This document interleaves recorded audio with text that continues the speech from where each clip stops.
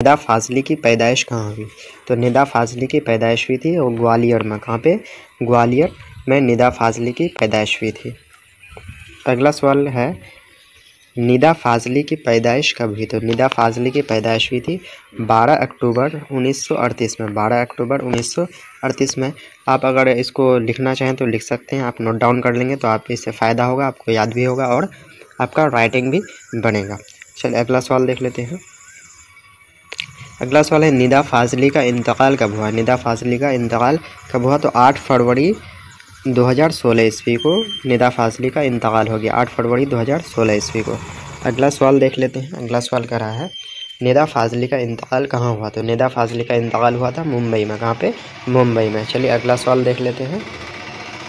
अगला सवाल very important ये सवाल है, कह रहा है निदा फाजली का असल नाम क्या था? तो निदा फाजली का असल नाम था मुक्तदा हसन निदा फाजली। मुक्तदा हसन निदा फाजली। मुक्तदा हसन निदा फाजली। तो काफ़ी इंपॉर्टेंट क्वेश्चन है। निदा फाजली का असल नाम क्या था? तो मुक्तदा हसन निदा फाजली, यानी कि मुक्तदा हसन इसमें जोड़ना है। निदा फाजली का ही असल नाम है। काफ़ी इंपॉर्टेंट क्वेश्चन है आपके बोर्ड एग्जाम के लिए। चलिए अगला सवाल देख लेते हैं। अगला सवाल है नज़्म बिजली का खंबा के शायर कौन है? तो नज़्म बिजली का खंबा के शायर कौन है? तो निदा फाजली है। उसी तरह से फिर जो है अगला आएगा, नज़्म बहुत आसान थी पहले, इसके शायर का नाम क्या है? तो वो है निदा फाजली। तो इसको मैं बिल्कुल ट्रिक के द्वारा याद कराया हूँ, आप उस वीडियो को प्लेलिस्ट में जाकर के देख लेंगे। चलिए अगला सवाल देख लेते हैं। अगला सवाल है निदा फाजली का ख़ानदान कब कराची में जा बसे? कराची जो कि कहाँ पे है? पाकिस्तान में है। तो निदा फाजली का ख़ानदान 1965 में वो लोग कराची में जाकर के बस गए थे। चल अगला सवाल देख लेते हैं। उन्होंने किस मज़ामीन में MA तक की तालीम हासिल की? किस मज़ामीन में, यानी कि किस सब्जेक्ट में, किस विषय में? तो उन्होंने उर्दू और हिंदी में कहाँ तक तालीम हासिल की? MA तक की तालीम हासिल की उर्दू और हिंदी मज़ामीन से, यानी कि उर्दू और हिंदी सब्जेक्ट से। अगला सवाल कह रहा है निदा फाजली ने समाज के किस तबके के मसाइल को अपनी नज़मों में शामिल किया है? यानी कि निदा फाजली जो है अपने नज़्म में समाज के किस तबके किस जाति के जो है वो मसाइल को अपने नज़्म में शामिल किया है? तो कमज़ोर और पसमानदा तबके, यानी कि जो कमज़ोर है और छोटी जाति के लोग हैं, उन्हीं के बातों को उन्हीं के मसलों को अपने नज़्मों में शामिल किया है। अगला जो है क्वेश्चन, अगला सवाल कह रहा है निदा फाजली ने मशरिक़ व मग़रिब के किन किन मुल्कों में हिंदुस्तानी अदीबों की नुमाइंदगी की? तो USA, यानी कि यूनाइटेड स्टेट्स ऑफ अमेरिका, यानी कि अमेरिका, UAE यूनाइटेड अरब अमीरात, जर्मनी, बांग्लादेश, पाकिस्तान, उसके बाद इंग्लैंड, उसके बाद मॉरिशस, इन सभी जगहों में इन्होंने हिंदुस्तानी अदीबों की क्या की? रहनुमाई की, यानी कि नुमाइंदगी की। अगला जो सवाल क्या है, अगला सवाल क्या है निदा फाजली के शेरी मजमून के नाम लिखें। तो यहाँ पे जो है ये आपके सब्जेक्टिव टाइप में क्वेश्चन हो गया।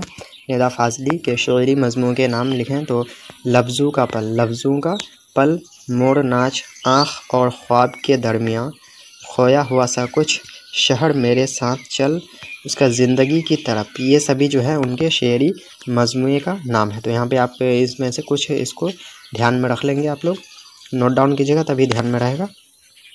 तो आप इसको नोट डाउन कर लेंगे तो अच्छा रहेगा। चलिए अगला सवाल देख लेते हैं। अगला सवाल है निदा फाजली का कौन कौन से अवार्ड्स मिले? निदा फाजली को कौन कौन से अवार्ड्स मिले? तो साहित्य अकादमी अवार्ड मिला, शिखर सम्मान भी मिला उनको, गालिब अवार्ड भी मिला गया, खुसरो अवार्ड भी मिला और पद्मश्री भी मिला, यानी कि बहुत सारे उनको अवार्ड दिए गए। अगला सवाल देख लेते हैं। अगला सवाल क्या कर रहा है, इसको आप काफ़ी इंपॉर्टेंट सवाल समझ लीजिएगा। निदा फाजली को पद्मश्री का अवार्ड कब दिया गया? तो निदा फाजली को पद्मश्री का अवार्ड दिया गया था 2013 ईस्वी में। कब? 2013 ईस्वी में। तो पहला नंबर क्वेश्चन है खड़ा डिनर किसका नज़्म है? तो खड़ा डिनर किसका नज़्म है? तो ध्यान रखेंगे इस खड़ा डिनर जो है ये नज़्म है सैयद मोहम्मद जाफ़री का।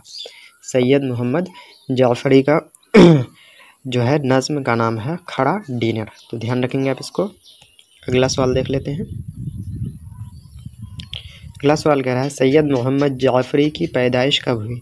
सैयद मोहम्मद जाफ़री की पैदाइश कब हुई, तो 1905 ईस्वी में हुई। कब हुई, 1905 ईस्वी में। अगला सैयद मोहम्मद जाफ़री कहाँ पैदा हुए, तो ध्यान रखना कहाँ पैदा हुए, लाहौर में पैदा हुए। सैयद मोहम्मद जाफ़री कहाँ पैदा हुए, लाहौर में पैदा हुए। अगला सवाल कह रहा है जो कि काफ़ी इम्पोर्टेंट है, सैयद मोहम्मद जाफ़री के वालिद का नाम बताएं। तो सैयद मोहम्मद जाफ़री के वालिद का नाम क्या था, तो सैयद मोहम्मद अली जाफ़री, यानी कि सैयद मोहम्मद जाफ़री, जाफ़री से पहले अली जोड़ देना, यानी कि सैयद मोहम्मद अली जाफ़री उनके वालिद का नाम था। तो ये आपको क्वेश्चन पूछा जा सकता है आपके एग्ज़ाम में। चलिए अगला सवाल देख लेते हैं। अगला सवाल कह रहा है सैयद मोहम्मद जाफ़री की तालीम व तरबियत किसके ज़ेर साया हुई।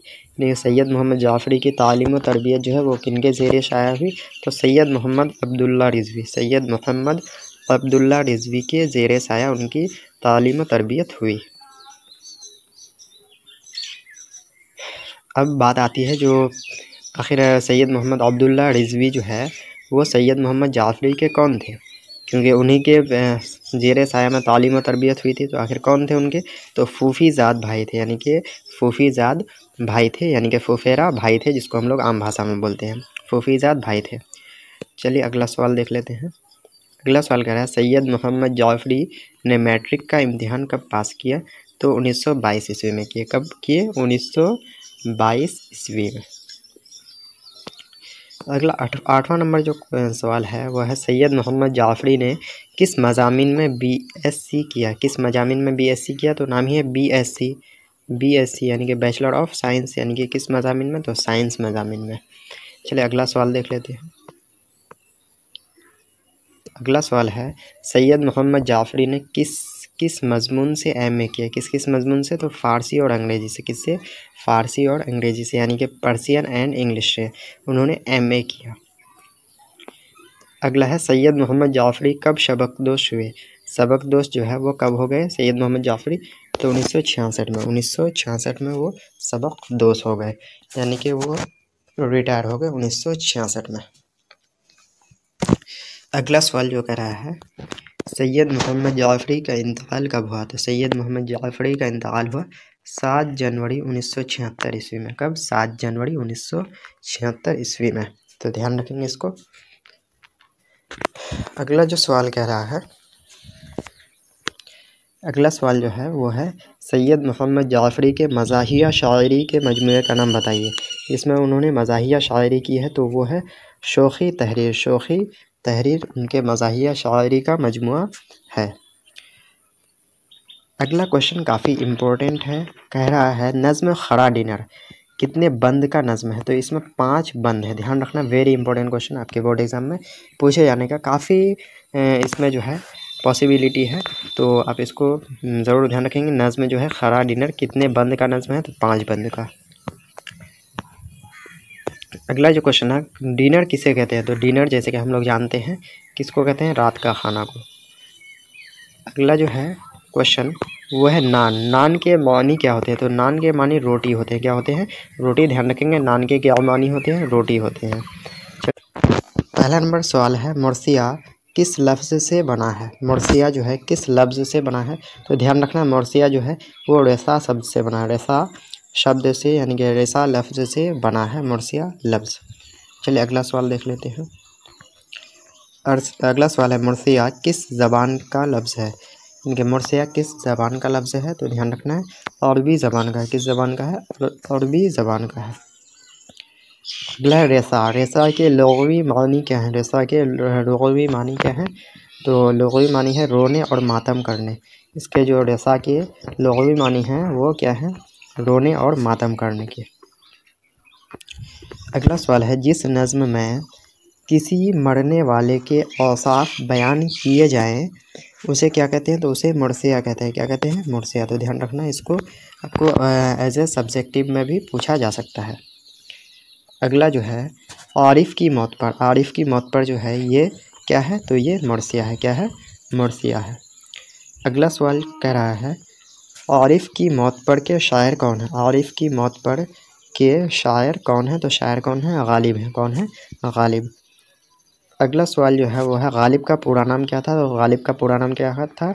असदुल्ला खां था। क्या था? असदुल्ला खां इनका पूरा नाम था।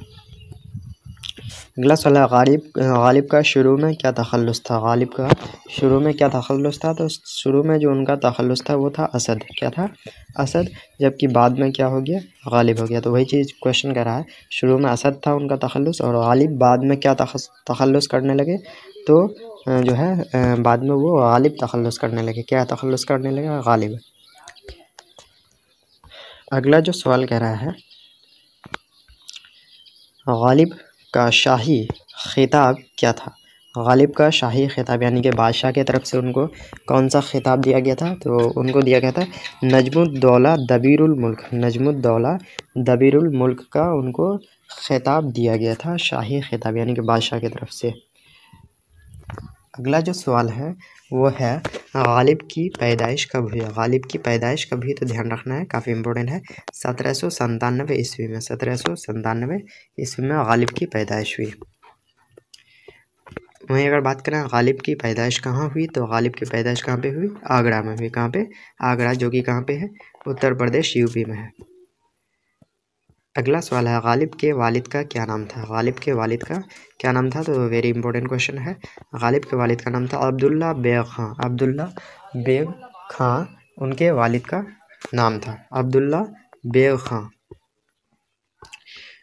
14 नंबर क्वेश्चन है गालिब के आबा व अजदाद कहाँ से आए। तो वेरी इंपॉर्टेंट क्वेश्चन, गालिब के आबा व अजदाद कहाँ से आए? तो ईरान से आए। कहाँ से आए? ईरान से।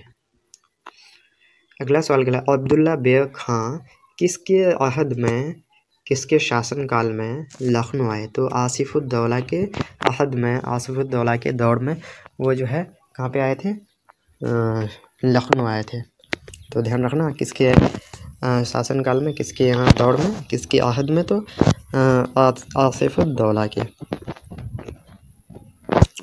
अगला है अब्दुल्ला बेग खां कब मारे गए। अब्दुल्ला बेग खां कब मारे गए? तो 1802 ईस्वी में वो मारे गए। अगला सवाल जो कह रहा है वो है, अगला सवाल कह रहा है अपने वालिद के इंतकाल के वक्त गालिब की उम्र कितनी थी।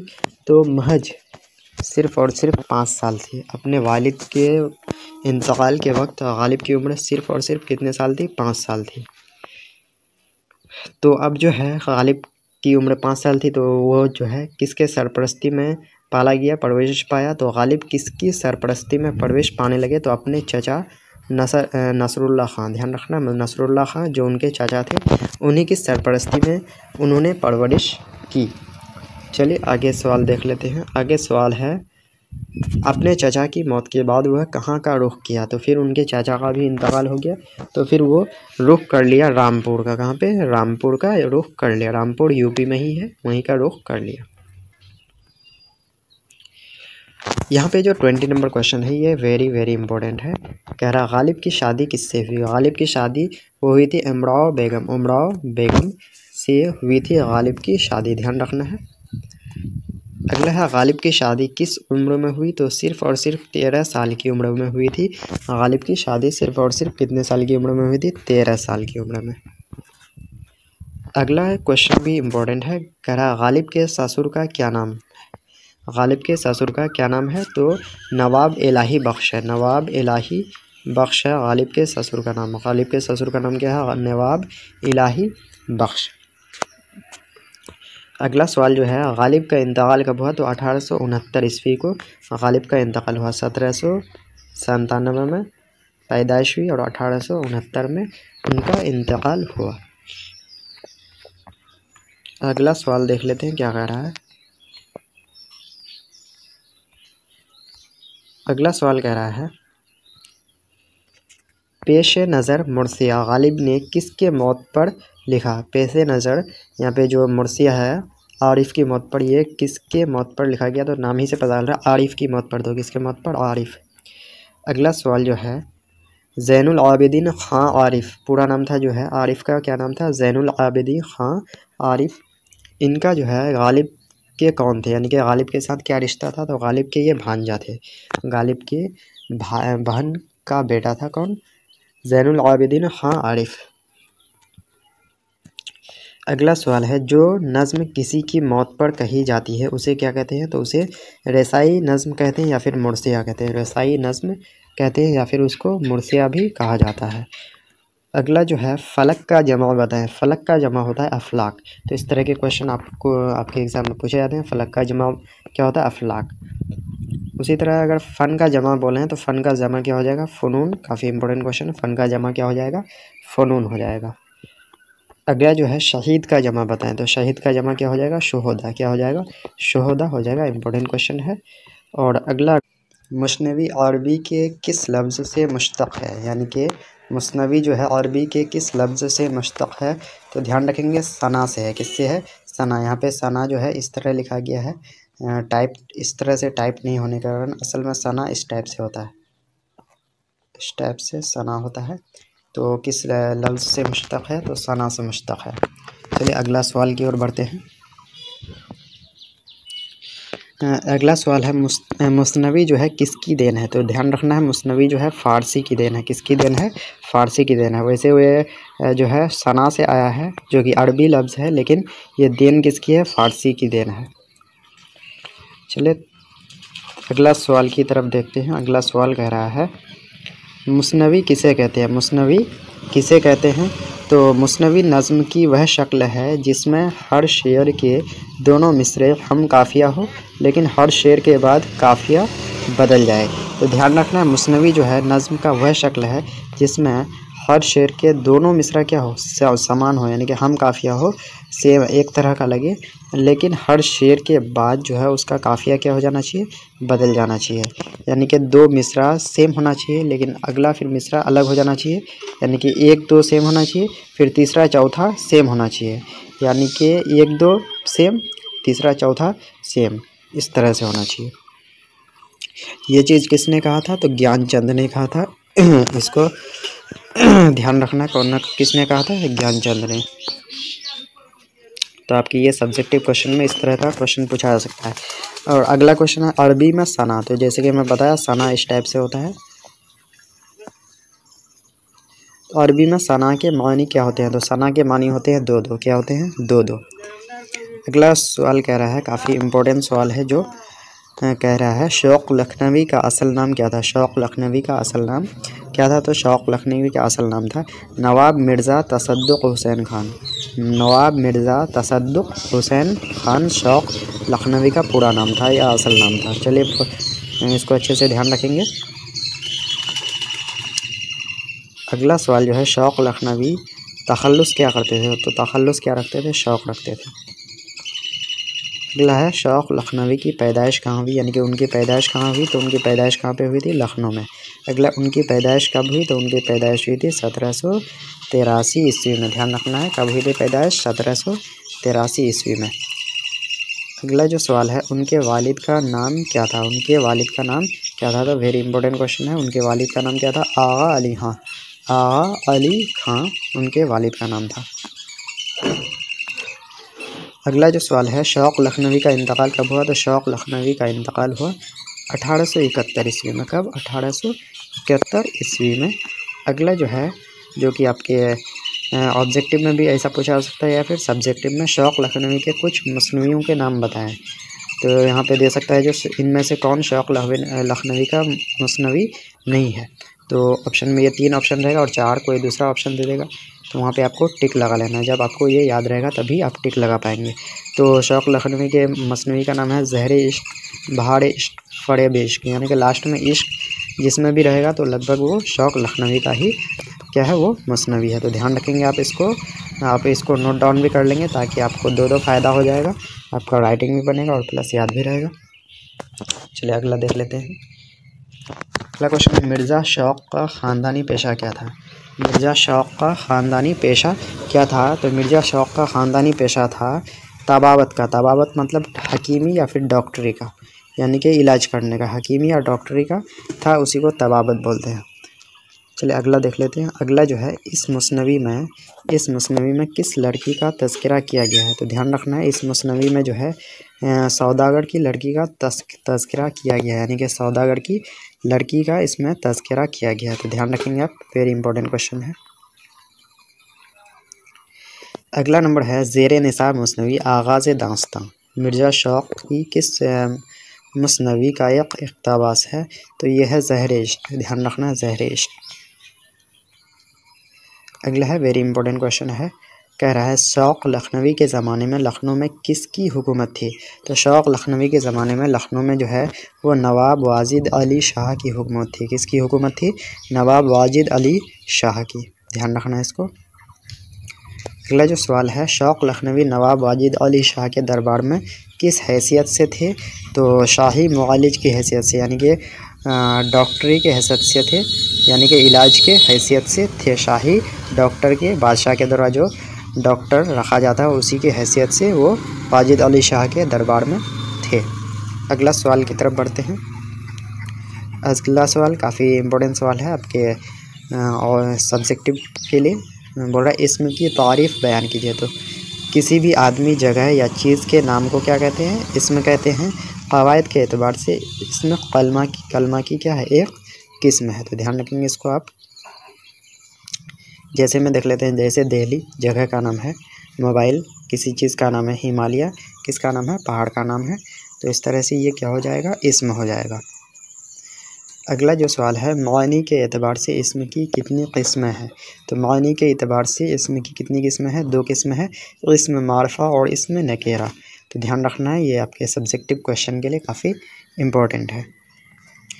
अगला नंबर क्वेश्चन देखते हैं। अगला नंबर क्वेश्चन कह रहा है इसम मारफा से आप क्या समझते हैं?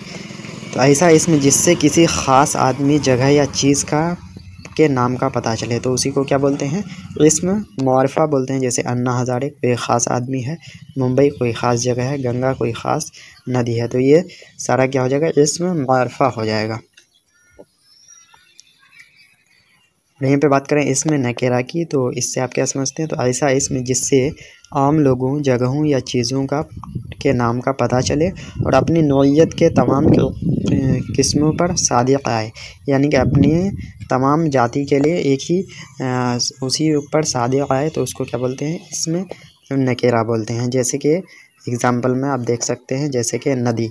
तो नदी जब भी बोलेंगे तो नदी में कोई एक नदी नहीं आएगा, नदी में सभी नदी आ जाएंगे। पहाड़ बोलेंगे तो उसमें कोई एक पहाड़ नहीं आएगा, उसमें सारे पहाड़ आ जाएंगे। लेकिन पहाड़ का अगर नाम बता देंगे तो वो क्या हो जाएगा? इसमें मारफा हो जाएगा। उसी तरह से गांव में सारे गांव आ जाएंगे, लेकिन कोई अगर गांव का नाम बता दें तो फिर वो क्या हो जाएगा? इसमें मारफा हो जाएगा। तो उम्मीद करता हूँ आपको समझ में आ गया होगा।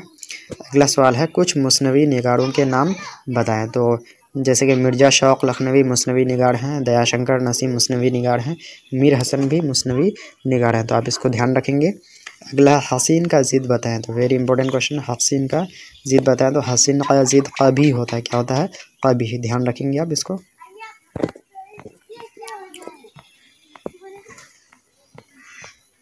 अगला जो सवाल है, अगला सवाल है, सवाल ये है अर्ज़ का ज़िद बताएं। अर्ज़ का ज़िद बताएं। तो अर्ज़ का क्या होता है? समा होता है। क्या होता है? समा। अर्ज़ का ज़िद क्या होता है? समा। उसके बाद लास्ट क्वेश्चन है, आला का ज़िद बताएं। तो आला का जानते होंगे क्या होता है? अदना। इम्पोर्टेंट क्वेश्चन, नसीम का असल नाम क्या था? नसीम का असल नाम क्या था? तो नसीम का असल नाम था पंडित दयाशंकर कोल। पंडित दयाशंकर कोल, काफ़ी इंपॉर्टेंट क्वेश्चन है। पंडित नसीम का असल नाम क्या था? तो पंडित दयाशंकर कोल था। अगला सवाल जो है वो है, दयाशंकर नसीम के वालिद का नाम क्या था? दयाशंकर नसीम के वालिद का नाम क्या था? तो गंगा प्रसाद कोल था। पंडित गंगा प्रसाद कोल था दयाशंकर नसीम के वालिद का नाम। अगला जो सवाल जो है वो है, गंगा प्रसाद कोल क्या थे? गंगा प्रसाद कोल क्या थे? तो वो कश्मीरी पंडित थे, यानी कि कश्मीरी ब्राह्मण थे। तो यानी कि बोलेंगे उसको क्या? कश्मीरी पंडित थे। तो ध्यान रखना है इसको। अगला है, नसीम की पैदाइश कब हुई? तो नसीम की पैदाइश कब हुई? तो 1811 ईस्वी में हुई। 1811 ईस्वी में नसीम की पैदाइश हुई। तो ध्यान रखेंगे इसको आप। अगला सवाल है, नसीम का इंतकाल कब हुआ? नसीम का इंतकाल कब हुआ? तो 1845 ईस्वी में हुआ। 1811 में उसका पैदाइश हुई, उसकी पैदाइश, और 1845 में उसका इंतकाल हो गया। तो नसीम का इंतकाल कितनी साल की उम्र में हुआ? तो नसीम का इंतकाल कितने साल हो गया? तो 34 साल हो गया है। तो ध्यान रखना आपको। अगला है दयाशंकर नसीम की जाय पैदाइश कहाँ है, यानी कि दयाशंकर नसीम कहाँ पैदा हुए, तो वो लखनऊ में हुए। कहाँ पे? लखनऊ में, ध्यान रखिएगा। अगला सवाल है नसीम की इब्तदाई तालीम किस में हुई, तो नसीम की इब्तदाई तालीम जो है वो उर्दू और फ़ारसी में हुई, क्योंकि वो कश्मीरी पंडित थे तो वहाँ का माहौल ही ऐसा था। उर्दू और फ़ारसी में हुई उसकी इब्तदाई तालीम। अगला सवाल है नसीम के वक्त लखनऊ में किस बादशाह का ज़माना था, यानी कि जब नसीम का वक्त था तो उस वक्त लखनऊ में किस बादशाह का ज़माना था, तो नवाब अमजद अली शाह, नवाब अमजद अली शाह का ज़माना था। ध्यान रखेंगे आप इसको। अगला सवाल है नसीम किसके शागिर्द थे, तो नसीम जो है वो शागिर्द थे किसके, शायरी में आतिश लखनवी के। आतिश लखनवी के, आप इसको ध्यान रखेंगे, वेरी इंपॉर्टेंट क्वेश्चन है। अगला सवाल है उर्दू की अहम तरीन मुसनवियों में नसीम का कौन सा मुसनवी शामिल है, तो उर्दू की अहम तरीन मुसनवी में जो है गुलजार नसीम, नसीम का जो है गुलजार नसीम जो है ये मुसनवी शामिल है, तो ध्यान रखिएगा इसको। अगला जो है ज़ेरे निसाब मुसनवी में किस वाक़िए को नज़्म किया गया है, तो इसमें जो है ज़ैनुल मुलूक और गुल बकाउली के वाक़िया को इसमें नज़्म किया गया है। अगला सवाल है पंडित दयाशंकर कोल का क्या तसल्लुक़ रखते थे, तो वो नसीम तसल्लुक़ रखते थे। क्या रखते थे? नसीम। ध्यान रखना आप इसको।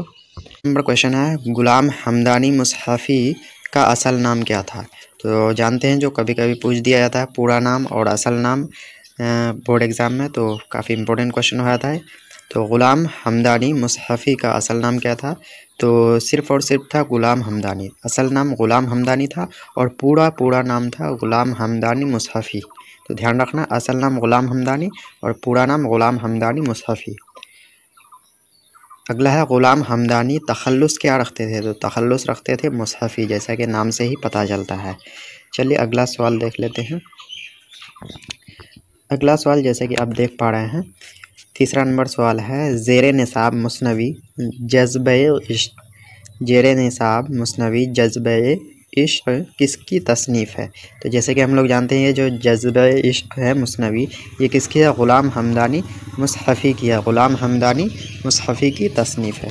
चलिए अगला सवाल देख लेते हैं। अगला सवाल इंपॉर्टेंट सवाल है, बोल रहा है ग़ुलाम हमदानी की पैदाइश कब हुई, ग़ुलाम हमदानी की पैदाइश कब हुई, तो ग़ुलाम हमदानी की पैदाइश हुई, ध्यान रखना है 1748 ईस्वी में। कब? 1748 ईस्वी में। आप इसको नोट डाउन कर लेंगे, आपको काफ़ी यूज़फुल होगा आपके बोर्ड एग्ज़ाम के लिए। चलिए आगे देख लेते हैं। अगला सवाल है ग़ुलाम हमदानी की पैदाइश कहाँ हुई, तो ग़ुलाम हमदानी की पैदाइश हुई थी अमरोहा में। कहाँ पे? अमरोहा, जो कि उत्तर प्रदेश यूपी में पड़ता है अमरोहा। तो ध्यान रखना ग़ुलाम हमदानी की पैदाइश कहाँ हुई, तो अमरोहा में। अगला मुसहफ़ी के वालिद कहाँ के रहने वाले थे, तो ग़ुलाम हमदानी मुसहफ़ी के वालिद जो थे वो अकबरपुर के रहने वाले थे। अकबरपुर यूपी में ही पड़ता है, तो ध्यान रखना अकबरपुर के रहने वाले थे। 7 नंबर का सवाल है मुसहफ़ी टांडा में किसके मुलाजिम है। टांडा एक जगह का नाम है, तो मुसहफ़ी जो है टांडा में किसके मुलाजिम है, यानी कि किसके यहाँ नौकरी करने लगे, तो जो इसका आंसर होगा नवाब मोहम्मद यार ख़ां के यहाँ। कहाँ पे? नवाब मोहम्मद यार ख़ां के यहाँ। चलिए अगला सवाल है मुसहफ़ी लखनऊ में किसके मुलाजिम हुए, यानी कि लखनऊ में जो है मुसहफ़ी किसके मुलाजिम हुए, तो शहज़ादा मिर्ज़ा सुलेमान शिकोह के, शहज़ादा मिर्ज़ा सुलेमान शिकोह के मुलाजिम हुए। अगला जो सवाल है मुसहफ़ी के शागिर्दों के नाम बताएं, तो इम्पोर्टेंट सवाल है। मुसहफ़ी के शागिर्द जो है मीर ज़मीर, मीर खलीक़, आतिश लखनवी, जो कि ये इम्पोर्टेंट काफ़ी है, आतिश लखनवी और असीर, ये सब जो है मुसहफ़ी के शागिर्द हैं। तो आतिश किसके शागिर्द हैं, तो मुसहफ़ी के शागिर्द हैं। चलिए अगला सवाल देख लेते हैं। अगला सवाल जो है मुसहफ़ी की सबसे मशहूर मुसनवी का नाम बताएं। वेरी इंपॉर्टेंट सवाल जो है मुसहफ़ी की सबसे मशहूर मुसनवी का नाम बताएं, तो बहरुल मुहब्बत ये जो है मुसहफ़ी की सबसे मशहूर मुसनवी का नाम है। तो वेरी इंपॉर्टेंट क्वेश्चन है आपके बोर्ड एग्ज़ाम के लिए। अगला जो क्वेश्चन है वह ग़ुलाम हमदानी मुसहफ़ी के मुसनवियों के नाम बताएं, तो ध्यान रखना है उनके मुसनवी का नाम सर्दी, तुफ़्ल हज्जाम, अजवाइन, गरीब खाना मुसहफ़ी, मोदी खाना, खटमल खाना वगैरह, ये सब उनके मुसनवियों के नाम है। तो ध्यान रखेंगे आप इसको।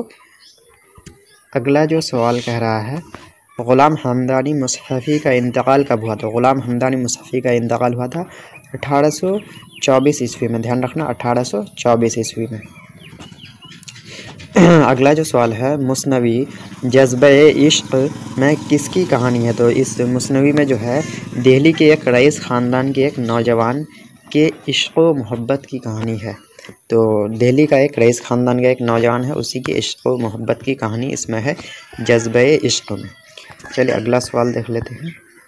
अगला सवाल जो है वो कह रहा है मुसहफ़ी की ज़ेर निसाब मुस्नवी का उन्वान क्या है? तो इसका जो उन्वान है आगाज़ दास्तान है। क्या है? आगाज़ दास्तान। चलिए अगला सवाल देख लेते हैं। अगला सवाल जो कह रहा है किसने मुस्नवी को उर्दू शायरी की सबसे ज़्यादा कारआमद सन्फ़ करार दिया है?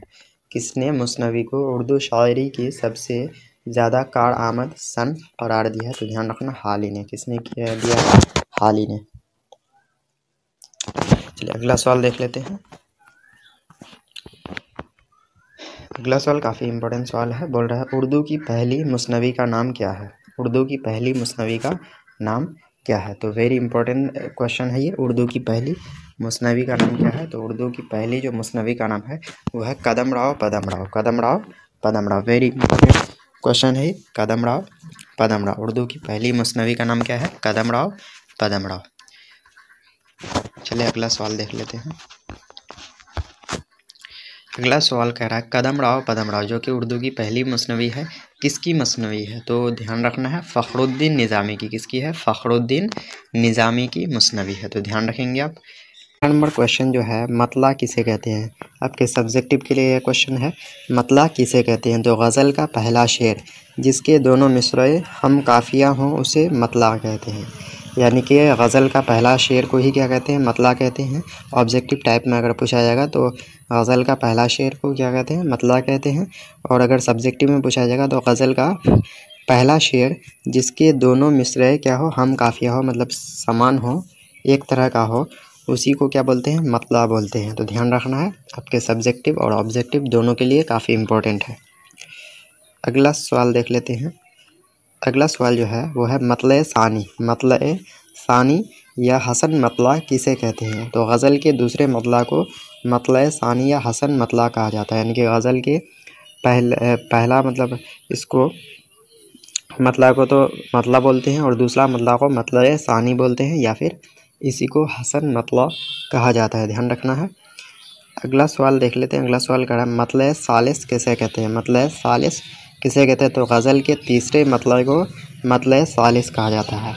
चलिए अगला सवाल देख लेते हैं। अगला सवाल काफ़ी इंपॉर्टेंट है। ऑब्जेक्टिव और सब्जेक्टिव दोनों के लिए काफ़ी इंपॉर्टेंट है। बोल रहा है मक्ता किसे कहते हैं? मक्ता किसे कहते हैं? तो गज़ल का आखिरी शेर को क्या कहते हैं? मक्ता कहते हैं। फिर सब्जेक्टिव में पूछा जाएगा तो थोड़ा सा बड़ा लिखना है। गज़ल का आखिरी शेर जिसमें शायर अपना तखल्लुस इस्तेमाल करता है उसे ही क्या कहते हैं? मक्ता कहते हैं। शायर जो अपना तखल्लुस जिसमें इस्तेमाल करता है उसी को क्या बोलते हैं?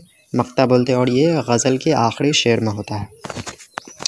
तो उम्मीद करता हूँ आपको समझ में आ गया होगा ये। चलिए अगला सवाल देख लेते हैं।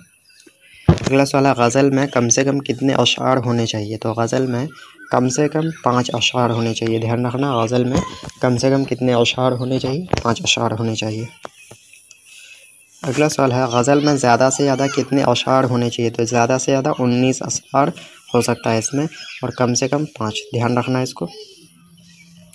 अगला जो है मुबारक अज़ीम आबादी की पैदाइश कब हुई? मुबारक अज़ीम आबादी की पैदाइश कब हुई? तो ध्यान रखना 21 अप्रैल 1869 ईस्वी को। 21 अप्रैल 1869 ईस्वी को मुबारक अज़ीम आबादी की पैदाइश हुई। अगला क्वेश्चन का मुबारक अज़ीम आबादी का इंतकाल कब हुआ? तो 12 दिसंबर 1958 ईस्वी को। 12 दिसंबर 1958 ईस्वी को, यानी कि लगभग 90 ईयर्स वो इस दुनिया में रहे। यानी कि मुबारक अज़ीम आबादी की पैदाइश 21 अप्रैल 1869 और उनका इंतकाल 12 दिसंबर 1958। तो ध्यान रखना है इसको। आप इसको नोट डाउन भी कर सकते हैं ताकि आपके लिए फ़ायदेमंद होगा। अगला उन्होंने कितने बरस शेर व शायरी में गुजारी? तो जैसे कि हम लोगों ने देखा लगभग वो 90 बरस तक वो इस दुनिया में रहे। तो 90 बरस में से 70 बरस तक वो शेर व शायरी में ही गुजारी अपनी ज़िंदगी का। चलिए अगला सवाल देख लेते हैं। अगला सवाल कह रहा है मुबारक अज़ीम आबादी की पैदाइश कहाँ हुई। तो मुबारक अज़ीम आबादी की पैदाइश हुई थी ताजपुर में। कहाँ पे? ताजपुर, जो कि दरभंगा जिला का एक शहर है ताजपुर, वहीं पे उनकी पैदाइश हुई थी। अगला क्वेश्चन है मुबारक अज़ीम आबादी के वालिद का नाम क्या था। तो उनके वालिद का नाम था फ़िदा हुसैन वामिक़। ध्यान रखना है, मुबारक अज़ीम आबादी के वालिद का नाम फ़िदा हुसैन वामिक़ था। फ़िदा हुसैन वामिक़, ध्यान रखिएगा इसको, वेरी इंपॉर्टेंट क्वेश्चन है। अगला क्वेश्चन कह रहा है मुबारक अज़ीम आबादी के वालिद किनके शागिर्द थे। तो ध्यान रखना है, मुबारक अज़ीम आबादी के वालिद जो है फ़िदा हुसैन वामिक़, वो सैयद हसन हसरत के शागिर्द थे। सैयद हसन हसरत के शागिर्द थे। अगला जो है सवाल कह रहा है वो फ़िदा हुसैन वामिक़ जो कि मुबारक अज़ीम आबादी के वालिद थे का ताल्लुक़ किस सूफ़ी के औलाद में से है। तो हज़रत बाबा फ़रीदुद्दीन गंज शकर रहमतुल्लाह अलैह के जो है औलादों में से उनके यानी फ़िदा हुसैन वामिक़ का ताल्लुक़ है हज़रत बाबा फ़रीदुद्दीन गंज शकर रहमतुल्लाह अलैह के औलादों में से। तो ध्यान रखना है इसको, वेरी इंपॉर्टेंट क्वेश्चन है ये। अगला क्वेश्चन देख लेते हैं। अगला क्वेश्चन क्या कह रहा है? अगला क्वेश्चन कह रहा है मुबारक अज़ीम आबादी किस सूफ़ी से बैत का शर्फ़ हासिल किया। तो मुबारक अज़ीम आबादी जो है वो हज़रत मौलाना सैयद शाह बदरुद्दीन क़ुद्स सज्जादा नशी खानक़ाह मुजीबिया, तो मौलाना सैयद शाह बदरुद्दीन से ही उन्होंने बैत का शर्फ़ हासिल किया। तो ध्यान रखना है। अगला जो सवाल है वो है मुबारक अज़ीम आबादी किस सिलसिले में बैत का शर्फ़ हासिल किए। तो क़ादरिया सिलसिले में उन्होंने बैत किया, क़ादरिया सिलसिले में। तो ध्यान रखना है इसको। अगला जो सवाल है वो है मुबारक अज़ीम आबादी की तब से मुतअल्लिक़ फ़ारसी की दो किताब कौन कौन सी है। तब से मुतअल्लिक़ फ़ारसी की दो किताब है मीज़ानुत तब और तबुल कबीर। तो ध्यान रखना है इसको। चलिए अगला सवाल देख लेते हैं। अगला सवाल है उन्होंने कितने साल तक होम्योपैथी की तालीम हासिल की। तो उन्होंने जो है 6 साल तक होम्योपैथी की तालीम हासिल की। तो ध्यान रखना है इसको। अगला सवाल जो है वह मुबारक अज़ीम आबादी शम्सुल उलमा इमदाद इमाम असर के कौन थे। तो भांजी दामाद थे। वेरी इंपॉर्टेंट क्वेश्चन है, इसको ध्यान रखेंगे आप। अगला सवाल जो है वह है फ़ारसी में मुबारक अज़ीम आबादी किन से इस्लाह लेते थे। तो यानी कि फ़ारसी में जो है मुबारक अज़ीम आबादी के उस्ताद कौन थे। तो हकीम अब्दुल हमीद परीशां थे। हकीम अब्दुल हमीद परीशां थे उनके फ़ारसी में मुबारक अज़ीम आबादी के उस्ताद थे। वहीं पे अगर हम बात करें उर्दू में, तो उर्दू में मुबारक अज़ीम आबादी किनके शागिर्द हुए। तो वो दाग़ देहलवी के हुए। ध्यान रखना, दाग़ देहलवी के वो शागिर्द हुए। आगे मुबारक अज़ीम आबादी कब दाग़ देहलवी के शागिर्द हुए। तो 1892 ईस्वी में। ध्यान रखना, 1892 ईस्वी में वो दाग़ देहलवी के शागिर्द हुए। चलिए अगला सवाल की ओर बढ़ते हैं। अगला सवाल कह रहा है दाग़ देहलवी की विसाल कब हुई। दाग़ देहलवी की विसाल कब हुई, यानी कि इंतकाल कब हुई। तो 1905 ईस्वी में हुई। कब हुई? 1905 ईस्वी में हुई। अगला सवाल देख लेते हैं। जलवे दाग़ किनकी शेरी मजमुआ है। जलवे दाग़ किनकी शेरी मजमुआ है। तो ध्यान रखना, जलवे दाग़ जो है वो मुबारक अज़ीम आबादी का शेरी मजमुआ है। वेरी इंपॉर्टेंट क्वेश्चन है, अब इसको ज़रूर ध्यान रखेंगे। अगला सवाल है जलवे दाग़ कब शाये हुआ। जलवे दाग़ कब शाये हुआ। तो 1951 ईस्वी में हुआ। कब हुआ जलवे दाग़ शाये। तो 1951 ईस्वी में। वेरी इंपॉर्टेंट क्वेश्चन है, ध्यान रखेंगे आप इसको। अगला है हुकूमत हिंद ने मुबारक अज़ीम आबादी को 100 रुपये, ध्यान रखना 100 रुपये माहवार वजीफ़ा कब मुकर्रर किया। तो 1954 ईस्वी में। कब किया? 1954 ईस्वी में। कितना रुपया? 100 रुपये माहवार, यानी कि एक माह में 100 रुपया वजीफ़ा के तौर पर देते थे हुकूमत हिंद ने। 1954 में ये चीज़ मुकर्रर किया गया था। क्वेश्चन है अहमद फ़राज़ की पैदाइश कब हुई। अहमद फ़राज़ की पैदाइश कब हुई। तो ध्यान रखना 1933 ईस्वी में। अहमद फ़राज़ की पैदाइश जो है वो कब हुई? 1933 ईस्वी में हुई।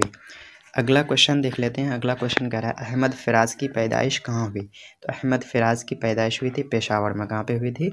पेशावर में। ध्यान रखना है। पेशावर कहाँ पे पड़ता है? पाकिस्तान में। कहाँ पे? पाकिस्तान में, पेशावर पाकिस्तान में अहमद फराज की पैदाइश हुई थी। अगला जो सवाल है वो है, किस यूनिवर्सिटी ने अहमद फराज को डॉक्टर ऑफ लिटरेचर की एजाज़ी डिग्री से नवाजा? तो ये जो है कराची यूनिवर्सिटी ने अहमद फराज को डॉक्टर ऑफ लिटरेचर की एजाज़ी डिग्री से नवाजा था। तो वेरी इंपॉर्टेंट क्वेश्चन है ये। चलिए अगला सवाल देख लेते हैं। अगला सवाल कह रहा है, महानामा इश्तियाक ये जो है महानामा शाये होता था, और दास्तान और इश्तियाक और दास्तान महानामा शाये होता था, और हफ्तावार जो है खादिम ये हफ्तावार यानी कि 7 दिन में एक बार ये शाये होता था। ये किसकी इदारत में शाये हुआ? तो अहमद फराज की इदारत में ये सब शाये होता था। अगला सवाल जो है वो है, अहमद फराज किस यूनिवर्सिटी में लेक्चरर और डायरेक्टर जनरल ऑफ लिटरेचर्स भी रहे? तो ध्यान रखना है, पेशावर यूनिवर्सिटी में। वेरी इंपॉर्टेंट क्वेश्चन है। अगला जो क्वेश्चन है वो, अहमद फराज किस इदारा के मैनेजिंग डायरेक्टर हुए? तो ध्यान रखना है, किस इदारा के मैनेजिंग डायरेक्टर हुए।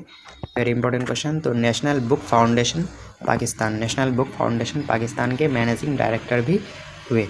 चलिए अगला सवाल देख लेते हैं। अगला सवाल है, अहमद फराज ने दरभंगा के मुशायरे में कब तशरीफ़ लाए? तो ध्यान रखना है, अहमद फराज थे पाकिस्तान के और दरभंगा बिहार के मुशायरे में शामिल हुए थे। कब? ध्यान रखना, 2009 ईस्वी में। कब? 2009 ईस्वी में।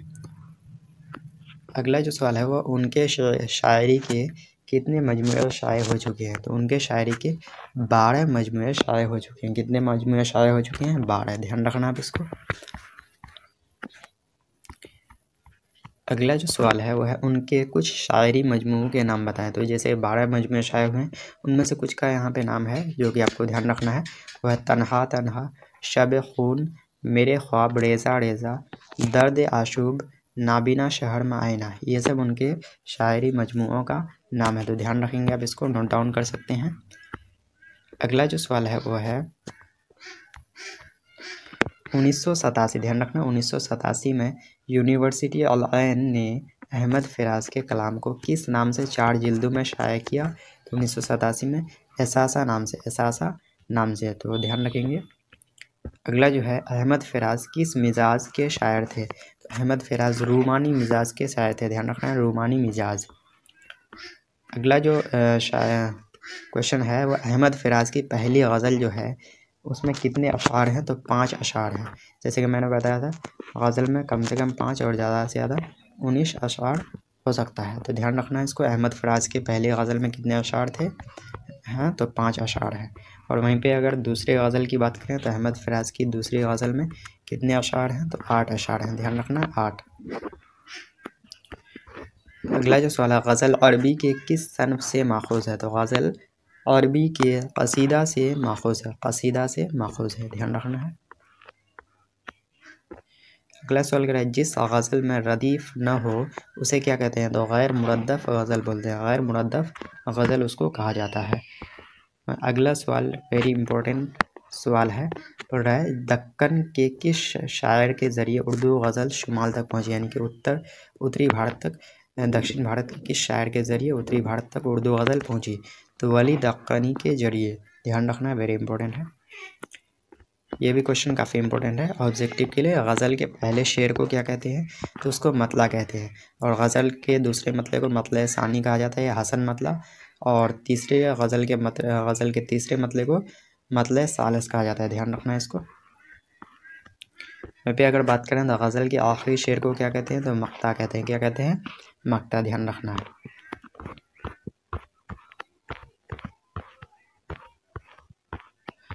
अगला जो क्वेश्चन है वो है, हक़ का ज़िद बताएं। तो हक़ का ज़िद जानते होंगे, उल्टा क्या होता है? बातिल होता है। पे अगर नशीब का ज़िद बोलेंगे तो वेरी इंपॉर्टेंट क्वेश्चन है, नशीब का ज़िद क्या हो जाएगा? फ़िराज। क्या हो जाएगा? फ़िराज। अगला जो सवाल है वो क्या है,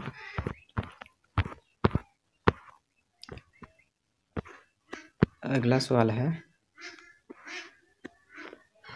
कसरत का ज़िद क्या होता है? तो कसरत का होता है क़िल्लत। ध्यान रखना, क़िल्लत होता है।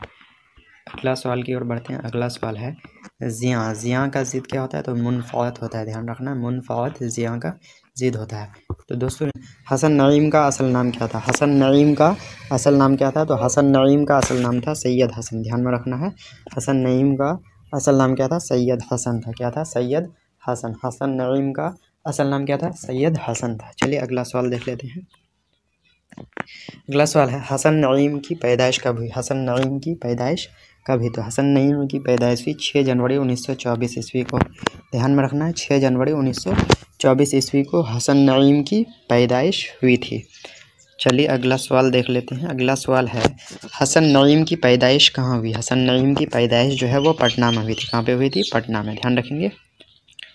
अगला जो है, हसन नईम का सिलसिला किन के वास्ते हज़रत अली रदी अल्लाह ताला अन तक पहुँचता है? यानी कि हसन नईम का सिलसिला जो है किसके वास्ते जो है हज़रत अली रदी अल्लाह ताला अन तक पहुँचता है? तो हज़रत मखदूम रहमतुल्लाह अलैह के, हज़रत मखदूम रहमतुल्लाह अलैह के वास्ते हज़रत अली रदी अल्लाह ताला अन तक उनका सिलसिला पहुँचता है।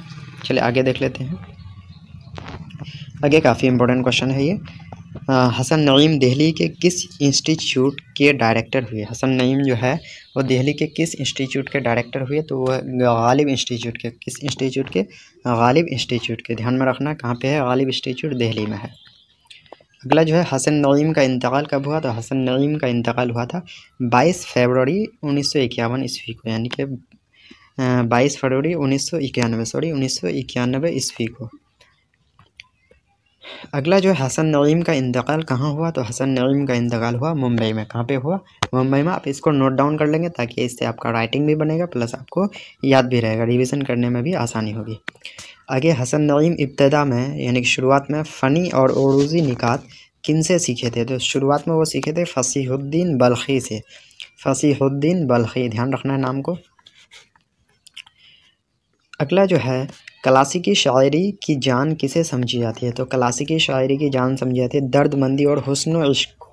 यानी कि हुस्न इश्क, दर्दमंदी अगर रहेगा तो वही क्लासिकी शायरी में आएगा, क्योंकि यही उसकी क्या है? जान है। अगला जो सवाल है वो है, हसन नईम के पहले गज़ल में कितने अशार हैं? जैसे कि अभी मैंने बताया, जो इसमें जो है 2 गज़ल हैं। तो हसन नईम का जो पहला गज़ल है उसमें 5 अशार है। कितने अशार हैं? 5। तो ऐसा टाइप का क्वेश्चन पूछा जाता है, आप ध्यान रखेंगे। अगला जो हसन नईम के दूसरे गज़ल में कितने अशार हैं? तो दूसरे गज़ल में 7 अशार हैं। और इससे पहले मैं बता चुका हूँ, जो गज़ल में मिनिमम 5 और मैक्सिमम 19 अशार हो सकते हैं। चलिए आगे देख लेते हैं। हसन नईम किस मुलाजमत से मुस्तफ़ी हुए? तो हसन नईम जो है वज़ारत ख़ारजा से मुस्तफ़ी हो गए थे। अगला जो है सवाल, हसन नईम किन किन की शायरी से मुतासिर थे? तो हसन नईम जो है गालिब देहलवी की शायरी से मुतासिर थे और मोमिन ख़ान मोमिन की शायरी से मुतासिर थे। शुरू करते हैं। पहला नंबर सवाल जो है वो है, परवीन शाकिर की पैदाइश कब हुई? परवीन शाकिर की पैदाइश कब हुई? तो परवीन शाकिर की पैदाइश हुई 24 नवंबर 1952 ईस्वी को। ध्यान रखना है, 24 नवंबर 1952 ईस्वी को। चलिए अगला सवाल देख लेते हैं। अगला सवाल जो है वो है, परवीन शाकिर की पैदाइश कहाँ हुई? परवीन शाकिर की पैदाइश कहाँ हुई? तो परवीन शाकिर की पैदाइश हुई कराची, पाकिस्तान में। कहाँ पे हुई थी? कराची, जो कि कहाँ पे है? पाकिस्तान में है। चलिए अगला सवाल देख लेते हैं। आप इसको नोट डाउन कर लेंगे ताकि आपको फ़ायदा होगा, इससे आपका राइटिंग भी बनेगा प्लस आपको याद भी रहेगा। अगला सवाल है, परवीन शाकिर के इस्लाफ कहाँ के रहने वाले थे? यानी कि उसके जो है आबा व अजदाद कहाँ के रहने वाले थे? तो परवीन शाकिर के जो है इस्लाफ जो है वो रहने वाले थे लहरिया सराय। लहरिया सराय कहाँ पे है? दरभंगा के नज़दीक एक मोहल्ला है चंदपट्टी, वहीं पे रहने वाले थे। ठीक है, दरभंगा यानी कि दरभंगा जो ज़िला है बिहार में, उसके नज़दीक है एक मोहल्ला चंदपट्टी, वहीं के रहने वाले थे। तो आपको इसमें लहरिया सराय भी दे सकता है, दरभंगा भी दे सकते हैं, फिर चंदपट्टी भी दे सकता है। तो तीनों में से कोई भी देगा तो उसको टिक कर देना है। चलिए अगला सवाल देख लेते हैं। अगला सवाल है, उनके वालिद का नाम क्या था? उनके वालिद का नाम क्या था? तो उनके वालिद का नाम, जैसे कि आप देख पा रहे हैं, सैयद साकिब हुसैन था। Syed Saqib Hussain, very important question है। क्या था? सैयद साकिब हुसैन। चलिए अगला सवाल देख लेते हैं। अगला सवाल है, उनके वालिद क्या तखल्लुस रखते थे? तो ध्यान रखना, उनके वालिद का नाम था सैयद साकिब हुसैन, लेकिन वो ताल्लुक़ रखते थे शाकिर। क्या रखते थे? शाकिर, जिसके कारण से परवीन का नाम क्या हो गया? परवीन शाकिर हो गया। अगला सवाल कह रहा है, परवीन शाकिर ने मैट्रिक का इम्तिहान कहाँ से पास किया? परवीन शाकिर ने मैट्रिक का इम्तिहान कहाँ से पास किया? तो परवीन शाकिर ने मैट्रिक का इम्तिहान किया रजिया गर्ल्स हाई स्कूल से। रजिया गर्ल्स हाई स्कूल से मैट्रिक का इम्तिहान पास किया। चलिए अगला सवाल देख लेते हैं। अगला सवाल है, उन्होंने बीए की डिग्री कहाँ से हासिल की? उन्होंने बीए की डिग्री कहाँ से हासिल की? ग्रेजुएशन कहाँ से की? तो सर सैयद गर्ल्स कॉलेज से। कहाँ से? सर सैयद गर्ल्स कॉलेज से, ध्यान रखना है। अगला जो है, उन्होंने किस यूनिवर्सिटी से अंग्रेजी और लिसानियात में एमए किया? लिसानियात मतलब होता है लिंग्विस्टिक, यानी कि ज़बानों का साइंसी तौर पर जो है पढ़ाई करना, उसी को क्या बोलते हैं? लिसानियात बोलते हैं। ठीक है, ध्यान रखना, इंग्लिश में बोलते हैं लिंग्विस्टिक। तो उन्होंने किस यूनिवर्सिटी से अंग्रेज़ी और लिसानियात में एमए किया? तो ध्यान रखना है, उन्होंने एमए जो है अंग्रेज़ी में भी किया और लिसानियात में भी किया। लिसानियात मतलब लिंग्विस्टिक, यानी कि ज़बानों का अध्ययन साइंटिफिक तरीके से। तो उसमें एमए किया किस यूनिवर्सिटी से? ध्यान रखना है, कराची यूनिवर्सिटी से। किस में किया है? अंग्रेज़ी और लिसानियत में। इसको ज़रूर ध्यान रखना है। चलिए अगला सवाल देख लेते हैं। उन्होंने पीएचडी की डिग्री कब हासिल की? उन्होंने पीएचडी की डिग्री कब हासिल की? तो उन्होंने पीएचडी की डिग्री हासिल की 1971 ईस्वी में। ध्यान रखना, कब? 1971 ईस्वी में उन्होंने पीएचडी की डिग्री हासिल किया। चलिए अगला सवाल देख लेते हैं। अगला सवाल है, उनके तहक़ीक़ी मक़ाले का उन्वान क्या था? यानी कि जब भी पीएचडी करते हैं तो उनमें से कोई एक टॉपिक दिया जाता है जिस पे हमको लिखना रहता है। तो उसका जो उन्वान था, जंग में ज़राए और इब्लाग का किरदार। जंग में ज़राए और वो इब्लाग का किरदार, ये जो है उसका जो है क्या था? उन्वान था पीएचडी में। चलिए अगला देख लेते हैं। अगला जो है, उन्होंने किस यूनिवर्सिटी से बैंक एडमिनिस्ट्रेशन में एमए किया? उन्होंने किस यूनिवर्सिटी से बैंक एडमिनिस्ट्रेशन में एमए किया? तो आप लोग बताएंगे, आंसर बताएंगे। तो उन्होंने जो है हार्वर्ड यूनिवर्सिटी, जो कि अमेरिका में है। कहाँ पे है? यूनाइटेड स्टेट्स ऑफ अमेरिका में है हार्वर्ड यूनिवर्सिटी। वहीं से बैंक एडमिनिस्ट्रेशन में क्या किया? एमए किया। चलिए अगला सवाल देख लेते हैं। अगला, परवीन शाकिर ने कहाँ अंग्रेज़ी लेक्चरर की हैसियत से मुलाजमत की? तो अंग्रेज़ी लेक्चरर की हैसियत से अब्दुल्ला गर्ल्स कॉलेज में वो मुलाजमत की। अगला जो सवाल कह रहा है वो, वहाँ उन्होंने कितने बरस तक दर्स व तदरीस की खिदमत अंजाम दी? तो वहाँ उन्होंने, यानी अब्दुल्ला गर्ल्स कॉलेज में वो 9 बरस तक दर्स व तदरीस दी, यानी कि वहाँ पे टीचिंग की। चलिए अगला देख लेते हैं। अगला बोल रहा, परवीन शाकिर सिविल सर्विस का इम्तिहान पास कर क्या बनी? तो कस्टम कलेक्टर बनी। ध्यान रखना है, सिविल सर्विस का एग्ज़ाम भी वो पास की थी और उसमें क्या बनी थी? वो कस्टम कलेक्टर। चलिए आगे देख लेते हैं। अगला जो सवाल है वो है, परवीन शाकिर की शादी किससे हुई? तो ध्यान रखना, वेरी इंपॉर्टेंट क्वेश्चन है। परवीन शाकिर की शादी किससे हुई? तो उनके खालाजाद भाई था जिसका नाम था डॉक्टर नसीर अली, उन्हीं से उनकी शादी हुई, लेकिन फिर बाद में उनका क्या हो गया? तलाक हो गया। आगे जो है, परवीन शाकिर के लड़के का क्या नाम है? तो उनसे एक लड़का भी था जिसका नाम था सैयद मुराद अली। क्या नाम था? सैयद मुराद अली। चलिए अगला सवाल देख लेते हैं। अगला सवाल कर रहा है, परवीन शाकिर अपने शौहर से तलाक कब ली? तो जैसे कि मैंने बताया, तो अपने शौहर से वो तलाक ले ली 1989 में, यानी कि 1989 में वो अपने शौहर से तलाक ले ली। अगला जो सवाल है, परवीन शाकिर का इंतकाल कब हुआ? तो परवीन शाकिर का इंतकाल हुआ 26 दिसंबर 1994 ईस्वी को। ध्यान रखना, 26 दिसंबर 1994 ईस्वी को। अगला सवाल है, उन्होंने कितने बरस की उम्र पाई? तो उन्होंने 42 बरस की उम्र पाई। ये उसको कितने बरस तक वो इस दुनिया में रही? तो 42 बरस तक। अगला जो सवाल है, उन्होंने शायरी में कितना वक्त गुजारी? तो शायरी में वो जो है 42 बरस वो ज़िंदा रही, तो उनमें से 27 बरस जो है वो शायरी में गुजारी। अगला जो सवाल है वो है, उन्होंने शायरी कब शुरू की थी? तो उन्होंने शायरी शुरू की थी 15 साल की उम्र में। कितने साल की उम्र में? 15 साल की उम्र में। अगला जो है क्वेश्चन काफ़ी इंपॉर्टेंट क्वेश्चन है, वो बोल रहा है, परवीन शाकिर का मजमुआ का क्या नाम है? परवीन शाकिर के मजमुआ का क्या नाम है? तो खुशबू है। क्या नाम है? क्या मजमुआ का नाम है? खुशबू। वेरी इंपॉर्टेंट क्वेश्चन है। परवीन शाकिर के मजमुआ का क्या नाम है? खुशबू है। क्या है? खुशबू। ध्यान रखना, वेरी इंपॉर्टेंट क्वेश्चन है। अगला जो है, खुशबू कब शाये हुआ? तो परवीन शाकिर का जो मजमुआ का नाम है खुशबू, वो कब शाये हुआ? तो 1977 ईस्वी में। कब? 1977 ईस्वी। वेरी इंपॉर्टेंट क्वेश्चन है, ध्यान रखेंगे इसको। अगला जो है अगला है सदे बुड़ो कब शाये हुआ। सदे बुड़ो कब शाये हुआ तो 1981 में, ध्यान रखना 1981 में। अगला जो है खुद कलामी कब शाये हुआ तो खुद कलामी शाये हुआ 1984 ईस्वी में। वहीं पे अगर बात करें इनकार और माह तमाम कब शाये हुआ तो 1990 ईस्वी में ये शाये हुआ। तो इसको आप नोट डाउन कर लेंगे, के लिए फ़ायदेमंद होगा। अगला क्वेश्चन देख लेते हैं। अगला क्वेश्चन क्या कह रहा है। अगला क्वेश्चन जो है वह परवीन शाकिर के पहले गज़ल में कितने अशार हैं। तो जैसे अभी मैंने बताया परवीन शाकिर का 2 गज़ल है, तो उनमें पहला जो गज़ल है उनमें 8 अशार है। कितने अशार हैं 8, ध्यान रखना है। और उनके दूसरे गज़ल में कितने अशार हैं तो उनके दूसरे गज़ल में 7 अशार हैं। कितने अशार हैं 7, ध्यान रखना है, पहले में 8। और जैसा कि आप देख पा रहे हैं इरफान सिद्दीकी का असल नाम क्या था। तो वेरी इंपॉर्टेंट क्वेश्चन है। इरफान सिद्दीकी का असल नाम क्या था। तो इरफान सिद्दीकी का नाम था इरफान अहमद सिद्दीकी। इरफान अहमद सिद्दीकी जो है उनका असल नाम था। चलिए अगला सवाल देख लेते हैं। अगला सवाल है इरफान सिद्दीकी की पैदाइश कब हुई। तो इरफान सिद्दीकी की पैदाइश हुई थी 8 जनवरी 1939 ईस्वी को। 8 जनवरी 1939 ईस्वी को इरफान सिद्दीकी की पैदाइश हुई। चलिए अगला सवाल देख लेते हैं।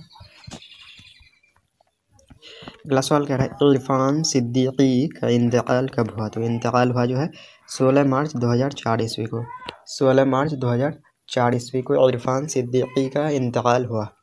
ठीक है, आगे देख लेते हैं। इरफान सिद्दीकी का इंतकाल किस मर्ज की वजह से हुआ। तो इरफान सिद्दीकी का इंतकाल ब्रेन ट्यूमर की वजह से हुआ। तो ध्यान रखना, ब्रेन ट्यूमर की वजह से इरफान सिद्दीकी का इंतकाल हुआ। अगला जो सवाल है वह इरफान सिद्दीकी की पैदाइश कहाँ हुई। तो इरफान सिद्दीकी की पैदाइश बदायूं के मोहल्ला सोथा में। बदायूं के मोहल्ला सोथा में इरफान सिद्दीकी की पैदाइश हुई। बदायूं के मोहल्ला सोथा में। चलिए ध्यान रखना है इसको। चलिए अगला क्वेश्चन देख लेते हैं। वह किस ख़ानदान से ताल्लुक़ रखते थे। वेरी इंपॉर्टेंट क्वेश्चन है।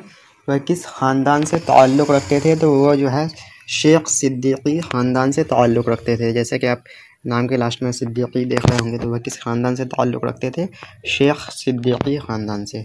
चलिए अगला सवाल देख लेते हैं। अगला सवाल वेरी इंपॉर्टेंट सवाल है। बोल रहा है उनके वालिद का नाम क्या था। तो उनके वालिद का नाम था मौलवी सलमान अहमद सिद्दीकी हलाली बदायूनी। मौलवी सलमान अहमद सिद्दीकी हलाली बदायूनी उनके वालिद का नाम था। अगला जो है उनके वालिद पेशे से क्या थे। तो उनके वालिद पेशे से, ध्यान रखना, वकील थे। क्या थे, वकील थे उनके वालिद पेशे से।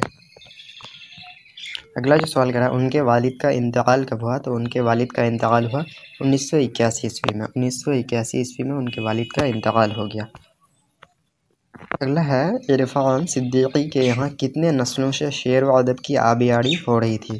यानी कि कितने नस्लों से जो है शेर व अदब की जो आबियारी उनके यहाँ हो रही थी। तो 3 नस्लों से, यानी कि उनके दादा भी शायर थे, उनके अब्बा भी, और वो भी शायर ही थे।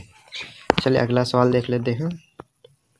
अगला जो है उनके दादा का नाम क्या था। तो उनके दादा का नाम था मौलवी इकराम अहमद शाद सिद्दीकी। मौलवी इकराम अहमद शाद सिद्दीकी उनके दादा का नाम था। चलिए अगला सवाल देख लेते हैं। अगला सवाल है इरफान सिद्दीकी के भाई का नाम क्या था। तो इरफान सिद्दीकी के भाई का नाम था नियाज सिद्दीकी। क्या था, नियाज सिद्दीकी। अगला क्वेश्चन जो है वो इरफान सिद्दीकी ने मैट्रिक का इम्तिहान कब पास किया। तो इरफान सिद्दीकी ने मैट्रिक का इम्तिहान पास किया 1953 ईस्वी में। ध्यान रखना, 1953 ईस्वी में इरफान सिद्दीकी ने मैट्रिक का इम्तिहान पास किया। आप इन सभी को नोट डाउन कर लेंगे, आपके लिए काफ़ी यूज़फुल होगा। अगला जो सवाल है वो है उन्होंने इंटरमीडिएट का इम्तिहान कब पास किया। तो 1955 में किया। कब किया, 1955 में। और उन्होंने बीए का इम्तिहान कब पास किया। तो 1957 ईस्वी में। ध्यान रखना है। और अगला उन्होंने एमए कब किया। तो 1959 ईस्वी में उन्होंने एमए किया। तो ध्यान रखना इसको, यहाँ पे सारा कुछ 2-2 साल के गैप में है। आप देख सकते हैं यहाँ पे, इसको मिनिमाइज़ कर देता हूँ, ध्यान देख सकते हैं यहाँ पे। जैसे कि इरफान सिद्दीकी ने मैट्रिक का इम्तिहान 1953 में पास किया, इंटरमीडिएट 1955, बीए 1957 और एमए 1959। जैसे कि आप देख पा रहे होंगे यहाँ पे 2-2 साल के गैप में है। अगला जो है वो है एमए में उनका मौजू क्या था, यानी कि उनका कौन सा विषय था, कौन सा मौजू था, सब्जेक्ट क्या था उनका एमए में, तो इमरानियात था। इमरानियात बोलते हैं सोशियोलॉजी को, यानी कि सामाजिक सोशियोलॉजी समाजशास्त्र को बोलते हैं इमरानियात। ठीक है, ध्यान रखना है। सोशियोलॉजी को क्या बोलते हैं, इमरानियात बोलते हैं, ध्यान रखना है। सोशियोलॉजी उनका एमए का विषय था। चलिए अगला सवाल देख लेते हैं। अगला, उन्होंने दिल्ली से किस में डिप्लोमा किया, यानी कि किस में उन्होंने दिल्ली से डिप्लोमा किया, तो मास कम्युनिकेशन में, ध्यान रखना है। मास कम्युनिकेशन में उन्होंने दिल्ली से डिप्लोमा किया। अगला जो सवाल है वो है इरफान सिद्दीकी के मजमूए किस नाम से यकजा तौर पर शाये हुआ। ऐसा कौन सा मजमू है जो इरफान सिद्दीकी का जो मजमू है वो किस नाम से सारे को एक जगह कलेक्ट कर दिया गया है, तो दरिया नाम।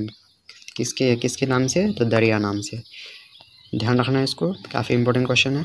अगला जो है वह इरफान सिद्दीकी नायब प्रिंसिपल से सबकदोश होने के बाद कहाँ सुकूनत पजीर हुए, तो नायब प्रिंसिपल से जब वो रिटायर हो गए, सबकदोश हो गए, तो वो लखनऊ में रहने लगे।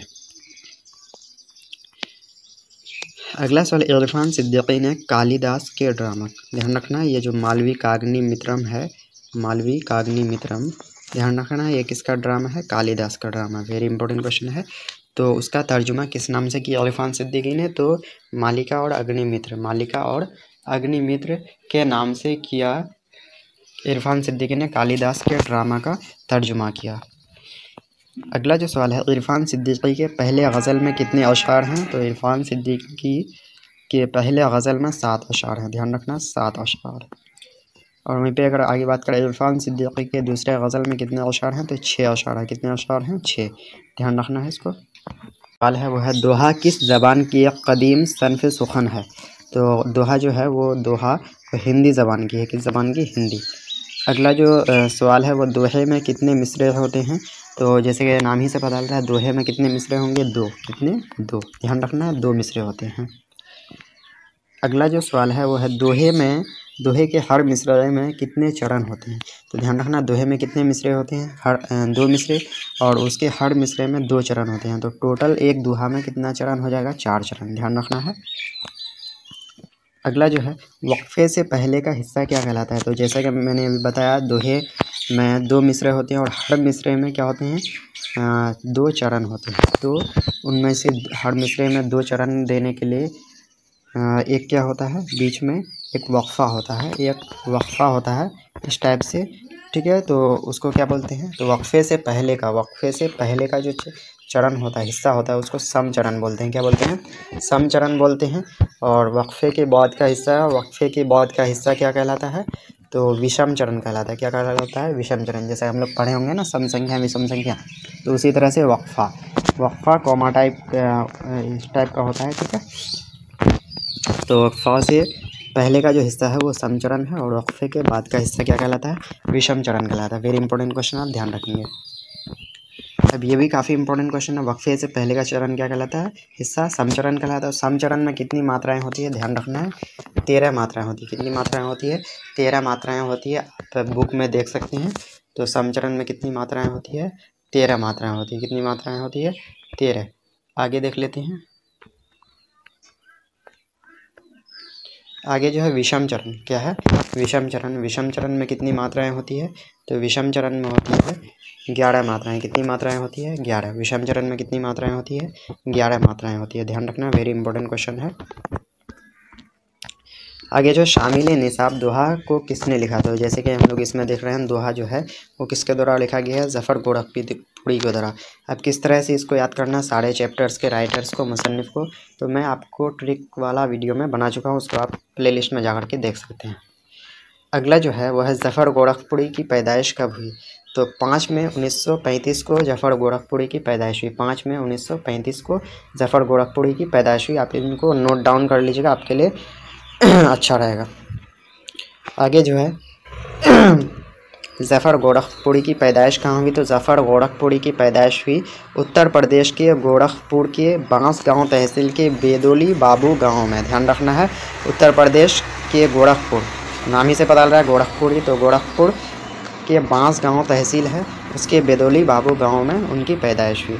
अगला जो सवाल कह रहा है वो है उनकी शायरी किनके साथ शुरू होती है, तो उनकी शायरी जो है वो फ़िराक गोरखपुरी के साथ शुरू होती है।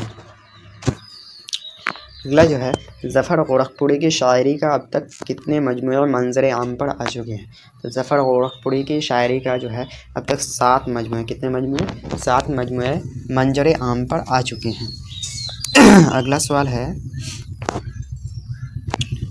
सवाल जैसे कि आप देख पा रहे हैं, कह रहा है ज़फ़र गोरखपुरी के 7 होगा, 7 मजमूओं का नाम लिखें। यानी कि ज़फ़र गोरखपुरी का जो 7 मजमूआ है उसका नाम लिखना है। ज़फ़र गोरखपुरी के 7 मजमूए का नाम लिखना है। तो उनमें से है तेशा, वादिये संग, गोखड़ों के फूल, चिराग चश्मे तर, आर पार का मंजर, ज़मीन के करीब और हल्की ठंडी हवा। ये जो है ज़फ़र गोरखपुरी के जो है मजमूओं का नाम है। कितने मजमूए हैं? 7, ध्यान रखना है।